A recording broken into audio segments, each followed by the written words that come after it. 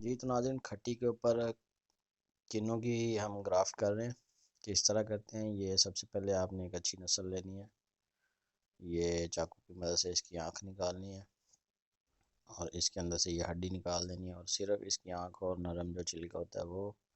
और फिर यहाँ पे लगाना है एक कट लगाने के बाद दोनों तरफ से इसको खोलना है। खोलने के बाद ये आँख आपने इसके ऊपर रखनी है। अंदर दबाने के बाद अच्छी तरह से ये बिल्कुल छुप जाए और फिर आपने इसके ऊपर लपेट देना है पॉलीथीन शापर, जिसको हम ग्राफ्टिंग टेप भी बोलते हैं। पॉलीथीन शापर भी आप लपेट सकते हैं।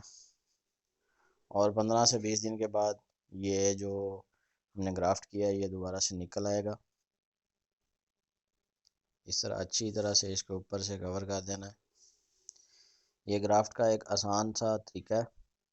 उम्मीद करता हूँ वीडियो समझ आई होगी।